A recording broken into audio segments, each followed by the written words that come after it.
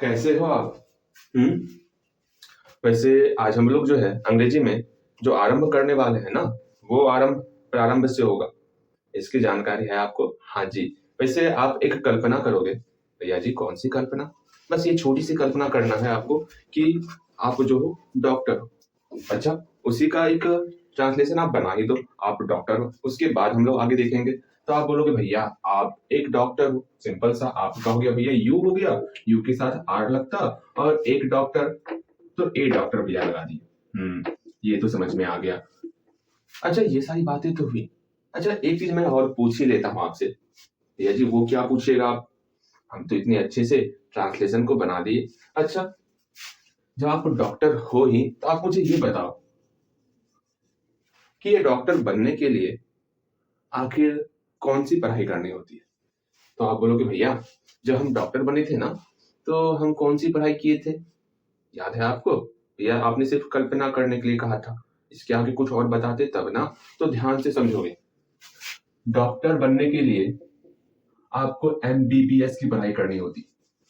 Bachelor of medicine and bachelor of surgery, इसकी पढ़ाई करनी होती। और ये जो कॉलेज में होता, उस कॉलेज में एडमिशन लेने के लिए, हाँ जी, एडमिशन लेने के लिए आपको नीट एग्जाम निकालना होता है। भैया जी, मतलब नीट का एग्जाम देंगे तब हमारा एडमिशन किसी अच्छे कॉलेज में होगा, जहां से हम इसकी पढ़ाई को पूरी करके हम जो है डॉक्टर बन सकते। बिल्कुल सही। और जानते हो, जितना अच्छा स्कोर आप नीट की एग्जाम में लाओगे, जितना अच्छा स्कोर लाओगे, उतना आपको और बेस्ट कॉलेज मिलेगा। ठीक है, जितना बेस्ट कॉलेज मिलेगा उतना आप अच्छे ढंग से एमबीबीएस की पढ़ाई कर पाओगे। एक बार एमबीबीएस की पढ़ाई कर लोगे ना, तो समाज में वैसे ही आप प्रतिष्ठित हो जाओगे। मतलब पहली बात, मैं डॉक्टर का दिल से सम्मान करता। ठीक है ना? क्योंकि आपको पता होगा क्या, एक डॉक्टर जो है ना, दिन रात दूसरे की सेवा में लगा रहा था। अरे भाई, आपको ये परेशानी है, आपका हाथ टूट गया, पेट खराब हो गया, सर दर्द हो गया, बुखार हो गया, मतलब वो अपना पूरा का पूरा जीवन दूसरों को समर्पित कर देता। समझ रहे हो? वो इस योग्य हो जाता डॉक्टर कि वो दूसरा भगवान का रूप बन जाता है। इस बात को समझना। और मैं किसी को भगवान मानूं या ना मानूं, डॉक्टर को जरूर मानूंगा, क्योंकि मैं जो हूं इन्हीं की बदौलत हूं। ठीक। अब एक बात और आपको जानना है। भैया जी, हम जो है डॉक्टर बनने के लिए पहली बात नीट तो अच्छे से पढ़ लेंगे, बहुत मन लगा के नीट को पढ़ेंगे। ठीक। और एक अच्छा कॉलेज तो लेते आएंगे जिससे हम हमारा जो है एमबीबीएस की पढ़ाई अच्छे ढंग से हो जाए। लेकिन ये भैया नीट का एग्जाम कब होता है, किस प्रकार होता है? जैसे अभी आप 6, 7, 8 मान लो, समझना।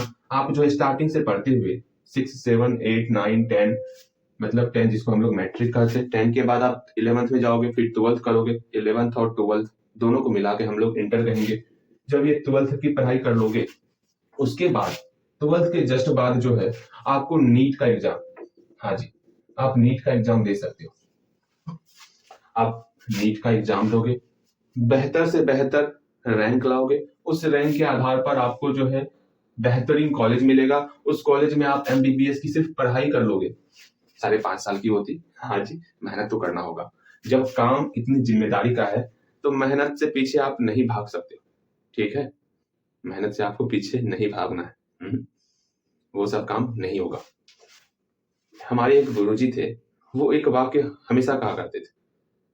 वो क्या कहा करते थे कि जिसको आप अपनी मंजिल मान लोगे ना, मान लो मेरी मंजिल है, मुझे ये डॉक्टर बनना है, मेरा ये सपना है, मेरा ये सपना है कि मुझे ये डॉक्टर बनना है। तो वो एक बात हमेशा कहा करते थे कि ये मंजिल है ना, इसको आपको हर कीमत पर पाना है।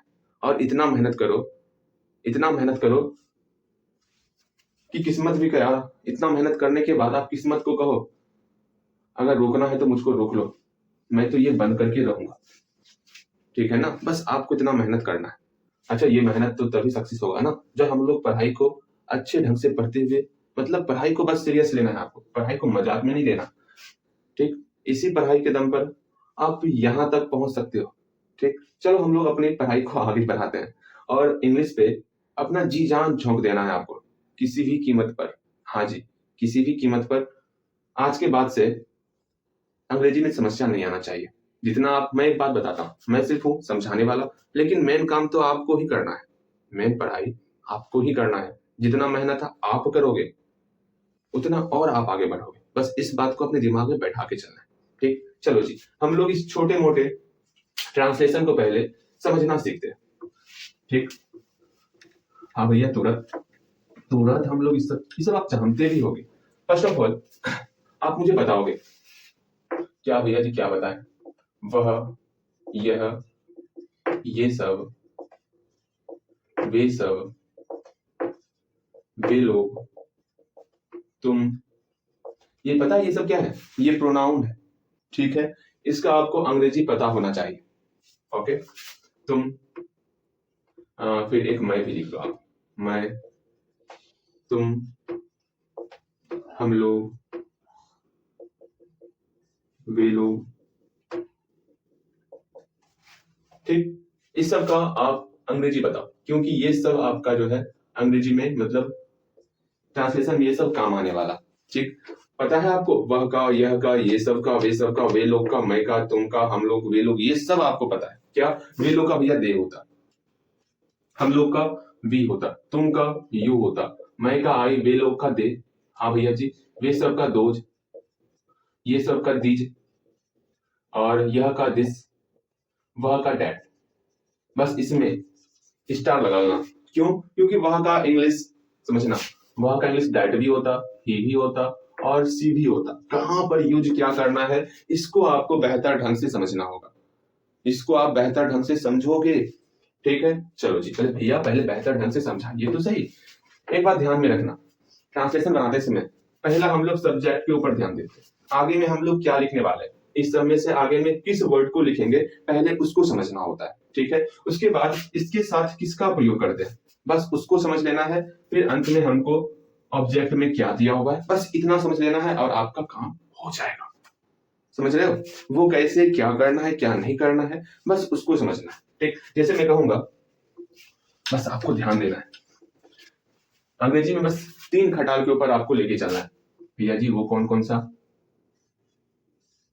पहले थी सब्जेक्टिव का, सब्जेक्टिव में बस ये सब आने वाला। जैसे मैं कहूं, पहला ऊपर का लेते हैं, वह का लेते हैं, जिसको हम लोग कहते हैं डैट। पहले डैट लेके चलते हैं। और एक बात हमेशा ध्यान में रखना, डैट के साथ हमेशा किसके साथ क्या लगता, उसको बस समझ लोगे आप, आपका काम हो जाएगा। देखो मैं समझाता, क्या मैं समझाता हूं उसको समझना है आपको। अच्छा, अभी तत्काल समझ लो, फिर मैं सारा चार्ट बना करके आपको दिखाऊंगा। वैसे आपको पता है डैट के साथ क्या लगता है? हाँ भैया, डैट के साथ इज लगता है। क्या लगता है? इज लगता है डैट के साथ।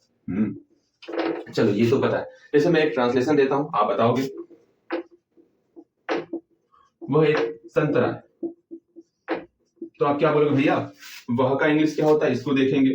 फिर एक संतरा का इंग्लिश क्या होता है, इसको देखेंगे। फिर है का इंग्लिश क्या होता है, इसको देखेंगे। तो वह का इंग्लिश क्या हुआ भैया जी? हम जानते हैं, वह का इंग्लिश दैट हुआ। हाँ जी। है का इंग्लिश इज हुआ। एक संतरा का एन ऑरेंज हो गया। इसमें तो कहीं कोई समस्या नहीं। और यहाँ पे एन क्यों लगा? क्योंकि यहाँ पर ए ई आई ओ यू, इसमें से कोई सा वर्ड रहेगा तो हम लोग एन लगाएंगे। देखो यहाँ पर ए है या नहीं है, ई है, आई है नहीं है, ओ है, हाँ ओ है, इसलिए हम लोग आगे में एन का प्रयोग किए। ठीक, अब देखो बनाने का तरीका क्या है। फर्स्ट ऑफ ऑल हम लोग अगर इसमें मतलब यहाँ पर कोई भी वर्ड है आगे में, उसको पहले लिखेंगे, मतलब सब्जेक्ट को पहले लिखते हैं। इसका इंग्लिश क्या है? डैट, तो डैट को पहले लिख लिया। डैट के साथ क्या लगाते हो? इज, एम, आर, किसका प्रयोग करते हो डैट के साथ? इसके बारे में बताओ, डैट के साथ किसका प्रयोग करते हो? तो डैट के साथ भैया जी हम लोग इज का प्रयोग करेंगे, क्योंकि यहाँ पर है। ठीक, that is an orange. Okay, ठीक, चलो इसमें तो कहीं कोई समस्या नहीं। अब इसी का सेकंड, इसमें आपको चार बनाना है। किस तरह आपको बनाना है चार, वो समझना है। एक नहीं लगा के बनाओ, क्या होगा? वह एक संतरा नहीं है। संतरा क्यों? हम लोग फ्रूट्स नेम जानते हैं ना। हाँ भैया जी, फ्रूट्स नेम जानते हैं। वैसे आप गुड इंग्लिश में कम से कम तो आपको 15 फल का नाम जरूर याद होगा। हाँ भैया, हमको 15 क्या, उसे ज्यादा याद है, तो अच्छी बात है। बस आपको यहाँ पर चेंज भी करते चलना है। चलो, क्या है? वह एक संतरा है, इसमें नहीं लगा। वह एक आम नहीं है। ठीक, सिर्फ नहीं लगाया है। जब नहीं लगा हम लोग उसको 3 पार्ट में बांट देते हैं। पहला हुआ वह का, फिर एक आम, फिर नहीं है। ठीक, तो कैसे बनाएंगे वो समझते हैं। वह का इंग्लिश क्या हुआ भैया जी? वह का हम लोग जानते हैं दैट होता है। डैट लिख दिए। हाँ जी, अब है का क्या होगा, डैट के साथ तो इज लगता है, यहाँ पर है तो इज लग गया। इसके बाद हमको नॉट लगाना है। हाँ जी, नॉट लगा दिए। अब ए काम तो ए मैंगो। कितना आसान था। बस ये ध्यान में रखना, क्या ध्यान में रखना, जितना ये दिख रहा है इसके जस्ट बाद आपको जो है is, am, are, was, were लगाने के बाद आपको सिर्फ नॉट है तो नॉट लगाओ, वरना सीधा ऑब्जेक्ट लगा देना है। ओके, हाँ जी। अगेन, अगर सेंटेंस में क्या लगा हुआ रहेगा तब क्या करना है उसको समझो। अगर है क्या वह एक अनार है,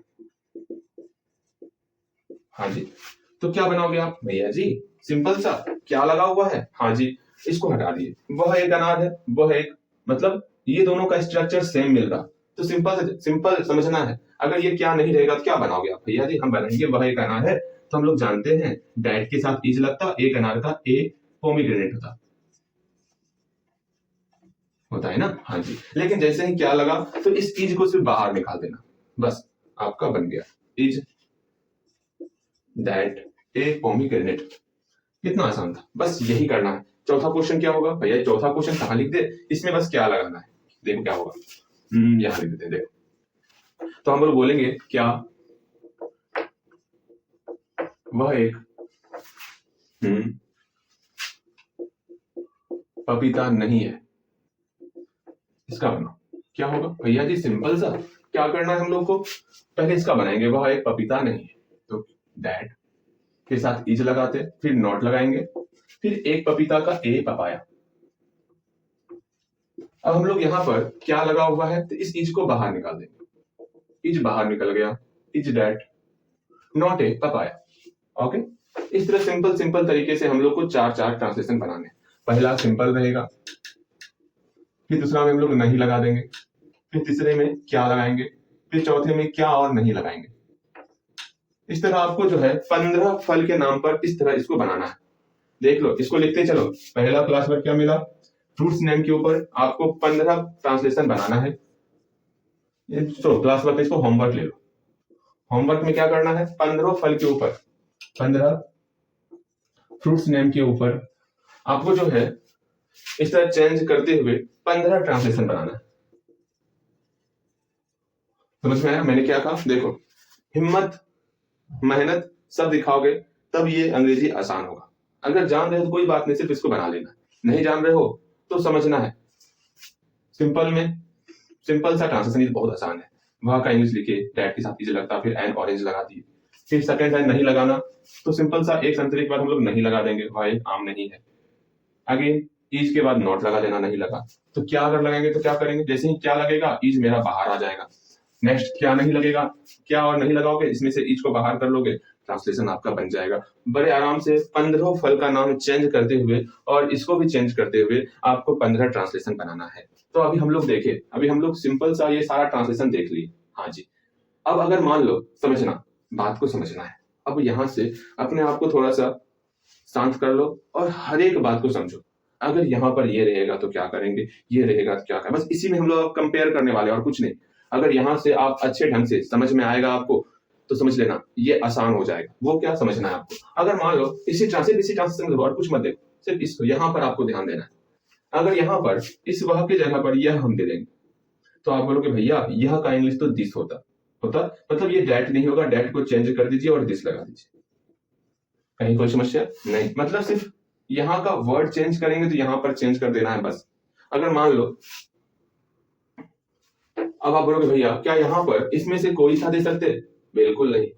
क्यों, क्योंकि हम लोग ये संतरा जो है ना ये निर्जीव है, इसमें जान नहीं है। हम क्या बोलेंगे, वह एक संतरा है, एक और बोल रहे हैं वह एक लड़का है। दोनों पर विचार करना है, दोनों पर विचार करना है, ठीक है भैया, दोनों पर क्या विचार करना है उसको समझना है आपको, ठीक है। जैसे हमने कहा, मैं बोल रहा हूं वह एक संतरा है और एक मैं कहूंगा वह एक लड़का है। आप सोचो तनिक, दोनों ट्रांसलेशन को ध्यान से समझना है आपको। यहाँ पर कह रहे हैं वह एक संतरा है, जिसका इंग्लिश हम लोग डैट लिख दिए। हाँ जी, यहाँ पर कह रहे हैं वह एक लड़का है, तो यहाँ पर भैया आप कह सकते हो डैट इज ए बॉय, कह सकते हो, हाँ जी। लेकिन यहाँ पर ये लड़का सजीव है, ठीक, ये लड़का जो है सजीव है और हम लोग जानते हैं डेट का प्रयोग हम लोग निर्जीव के लिए करते या फिर सजीव के लिए भी कर देते, इसमें तो कहीं कोई समस्या नहीं। लेकिन ये कब करते हैं? डेट का प्रयोग वह के इंग्लिश में करते हैं। एक बात और, वह का इंग्लिश ही भी होता, सी भी होता, लेकिन ही का प्रयोग हमेशा सजीव के लिए ही करते हैं। और आप भी जब भी सजीव दिखेगा तो वहां पर आप ही लगा दो बिना कुछ जाने और पहचाने, ठीक है। ही का प्रयोग सजीव के लिए करते हैं जब वो पुल्लिंग रहेगा, जब वो लड़का रहेगा, मतलब मैं अपने आप के लिए ही का प्रयोग करूंगा, ठीक। अगर कोई लड़की है तो अपने आप के लिए वह में सी का प्रयोग करेगी। इस बात को समझो और हर बात को समझने का प्रयास करना है, ऐसा नहीं रट लेना। समझो, अगर लड़का है तो ही लगाना है, अगर लड़की है तो सी लगाना है, बस ये सिंपल सा है। सी का मतलब वह होता, ये भी आप स्त्रीलिंग के लिए प्रयोग करना है आपको। इसके लिए स्त्रीलिंग के लिए, ये पुल्लिंग के लिए। इस बात को दिमाग में बैठाना है। यहाँ पर ये लड़का क्या है? पुल्लिंग है, तो यहाँ पर हम लोग ही का प्रयोग करेंगे। हाँ भैया, ये तो बातें समझ में आई। मतलब वह एक लड़का है, ही इज ए बॉय। अब बोलना सिर्फ मन में विचारना। अगर मैं कहूंगा, देखो, अगर मैं कह रहा हूँ मन में, आप इसको दोहराओ तो जल्दी समझ में आएगा, ठीक। अगर मैं कहूंगा वह एक लड़का नहीं है, तो क्या सोचोगे आप? सोचो मन में। भैया नहीं लगाया है यहाँ पर, तो इज के बाद नॉट लगा देना, he is not a boy. अगर मैं कहूंगा क्या वह एक लड़का है, तो आप क्या सोचोगे? भैया क्या लगा है? जैसे इसमें क्या लगेगा, इस ट्रांसलेशन में सिंपल सा इज को बाहर कर देना है, इज ही ए बॉय, ठीक। अगर मैं कहूंगा क्या वह एक लड़का नहीं है, क्या के साथ नहीं भी लगा है, मतलब क्या वह एक लड़का नहीं है, पहले इसका बनाओ, वह एक लड़का नहीं है, he is not a boy. Simple सा, आप क्या लगा है तो आगे में इस इज को बाहर निकाल दोगे और is he not a boy. इसके बारे में कहीं कोई समस्या या नहीं? यहाँ पर कहीं कोई समस्या नहीं है, बिल्कुल सही। अब हम लोग ये विचार करेंगे, क्या आज का ये लास्ट टॉपिक जो मैं समझाने वाला हूं उसको समझना है और अच्छे ढंग से समझना है। वो क्या कि किसके साथ हम लोग इज लगाएंगे, किसके साथ हम लोग एम लगाएंगे, किसके साथ हम लोग आर लगाएंगे, बस आज इतना समझना है और आज का क्लास वहीं तक रहेगा। बातें समझ में आई? किसके साथ क्या क्या लगाना है उसको समझना है बस, और कुछ नहीं, और कुछ नहीं समझना है, ठीक है। चलो, वो समझने के लिए बस आपको एक छोटा सा स्ट्रक्चर ध्यान में रखना है। वो क्या भैया जी, क्या ध्यान में रखना है? तनिक वो समझाइए। समझना है, समझना है, समझना है। सुनिए, पहली बात, क्या इसको हम लोग बांटने का प्रयास करेंगे। वो यार, आप बांटने के बारे में क्यों कह रहे हैं? समझिए, हम लोग इसको जो है ना 3 पार्ट में बांट देते हैं। पहला हुआ फर्स्ट, सेकेंड और थर्ड, ठीक है। इसको 3 पार्ट में बांट दिए। आज जो मैं बता रहा हूं ना, ये सबसे इंपॉर्टेंट है, इसको ध्यान में रखना, बहुत इंपॉर्टेंट है। इसको हम लोग कहेंगे फर्स्ट पर्सन, मतलब फर्स्ट पर्सन कौन हुआ, फिर सेकेंड पर्सन कौन हुआ, और ये थर्ड पर्सन कौन हुआ। इसको हम लोग बोलते हैं हिंदी में प्रथम पुरुष, द्वितीय पुरुष, जानते हो, उत्तम पुरुष पढ़े हिंदी में, हाँ जी, थर्ड पर्सन, ठीक। और इसका 2 भाग चलता होगा। वो क्या? जैसे मान लो, क्या 2 भाग, क्या जैसे एक मार्कर है, मार्कर के लिए इसमें से हम कोई वर्ड यूज करने वाले हैं, कोई प्रोनाउन यूज करने वाले हैं। यहाँ पर 2 कंडीशन हो सकता है, या तो एक मार्कर रहेगा या तो एक से ज्यादा मार्कर रहेगा। यही 2 कंडीशन ना, इसी 2 कंडीशन के लिए हम लोग इसमें से कोई एक प्रोनाउन यूज करेंगे। इसमें और भी प्रोनाउन आएगा, यही प्रोनाउन यूज करने वाले हैं। अगर एक मार्कर है तो हम लोग जो है यह का प्रयोग कर देंगे। अगर एक से ज्यादा मार्कर है तो हम लोग दीज का या फिर दोज का प्रयोग करेंगे, यही प्रयोग करेंगे, हाँ जी। बस अगर एक मार्कर है तो सिंगुलर में आएगा, अगर एक से ज्यादा मार्कर है तो प्लूरल में आएगा। इस बात को ध्यान में रखना, लेकिन इसको बांटने का प्रयास करना है। फर्स्ट पर्सन में कौन जाएगा, सेकंड पर्सन में कौन जाएगा और थर्ड पर्सन में कौन जाएगा, वो समझना है। फर्स्ट पर्सन में आपका अगर एक है तो आई लगेगा, एक से ज्यादा है तो वी लगेगा। इसका मतलब हुआ हम लोग, वी का मतलब क्या हुआ, हम लोग, ठीक है। आई का मतलब क्या हुआ, मैं, ठीक। बातें समझ में आई? बहुत अच्छा। अब यहाँ पर सेकेंड पर्सन की बात करेंगे। मतलब सेकेंड पर्सन में किसको रखोगे? तो भैया सेकेंड पर्सन में यू को रखेंगे। यू का मतलब होता है तुम, और अगर एक से ज्यादा रहेगा, हम बोल रहे हैं वहां पर तुम पढ़ते हो तो वहां यू लगा दी। अगर एक से ज्यादा है वहां पर तुम लोग पढ़ते हो तो वहां पर भी यू ही लगाएंगे, लेकिन वो इस कैटेगरी में आएगा, इसको समझना है, ठीक है। यू मतलब हुआ तुम लोग, तो ये जो यू है ना, यू सिंगुलर भी है और प्लूरल भी है। बस समझना है आपको, कहां पर सिंगुलर कहां पर प्लूरल, बस वो समझ लेना। तुम लोग। ठीक है, इसको समझ लिया होगा? हाँ जी, समझ में तो आ गया होगा। उसके बाद थर्ड पर्सन की बात करेंगे तो थर्ड पर्सन के सिंगुलर में सबसे इंपॉर्टेंट है थर्ड पर्सन। पहले इसको अपने दिमाग के किसी छोटे से कोने में इसको बैठा ही देना, जो हम लोग यहाँ पर लिखने वाले हैं। ठीक, थर्ड पर्सन के सिंगुलर नंबर में मैं पूछूंगा ये आपसे, थर्ड पर्सन के सिंगुलर नंबर में क्या क्या आता? तो आप बोलोगे भैया ही आता, सी आता, हाँ जी, दिस आता, डैट आता, कोई भी नाम, किसी प्रकार का नाम आ जाएगा, जैसे कि राम, राधा, सीता, इस तरह कोई भी नाम रहेगा तो सब चलेगा। अगेन अगेन अगेन, इट भी आपका इसी में आता है। चलो, इस सब का हिंदी क्या होता? ही का मतलब हुआ वह, सी का मतलब हुआ वह, दिस का मतलब यह, दैट का मतलब वह, राम का मतलब राम, राधा, सीता, इट का मतलब यह। ये समझना है, ठीक। ये आपको हमेशा ध्यान में रखना। जब भी मैं कहूंगा थर्ड पर्सन का सिंगुलर नंबर, तो आपके दिमाग में ये सब आना चाहिए। अगर नहीं आ रहा है ना, कान लाल कर देने का।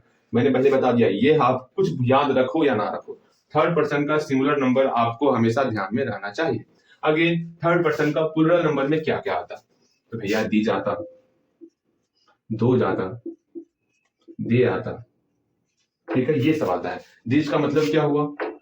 और क्या? दीज का मतलब ये सब, दोज का मतलब वे सब, दे का मतलब वे लोग, ये सब आता। हाँ जी, अगर नाम जो है एक से ज्यादा व्यक्ति है तो वो मेरा प्लूरल में कन्वर्ट हो जाएगा। ठीक है, ये बात समझना है। बस इतना सा पहले आपको ध्यान में रखना है। ध्यान में रखा गया इतना सा? ठीक है, चलिए, इतना ध्यान में रखने के बाद आपको मैं मूल मंत्र बता रहा हूँ। ठीक है, मूल मंत्र में बता रहा हूँ किसके साथ किसका प्रयोग करना है, ये मैं पूछूंगा आपसे, ये आपको याद करना है, ये मैं पूछने वाला हूँ। ठीक, चलो जी। पहली बात, इज का प्रयोग किसके साथ करोगे? तो आप बोलोगे भैया इज का प्रयोग हम जो है थर्ड पर्सन सिंगुलर नंबर के साथ करेंगे। यानी ये क्या लिख रहे हैं? ऐसे तो मुझे समझ में ही नहीं आएगा। मैं इसलिए लिख रहा हूं क्योंकि आपको ये याद करना होगा। इज का प्रयोग हमेशा आप थर्ड पर्सन के सिंगुलर नंबर में करोगे। बताओ थर्ड पर्सन के सिंगुलर नंबर में कौन कौन आ रहा? तो आपको तुरंत बोलना भैया थर्ड पर्सन के सिंगुलर नंबर में ही आता, सी आता है ना, दिस आता, दैट आता, नाम आता, इट आता, सबके साथ जो हम लोग इज का प्रयोग करेंगे। ठीक, इसके अलावा कुछ और नहीं करेंगे सिंपल सेंटेंस में, इतना ध्यान में रखना। फिर हम लोग एम का प्रयोग किसके साथ करेंगे? एम का प्रयोग भैया फर्स्ट पर्सन के साथ करेंगे, वो भी सिंगुलर नंबर।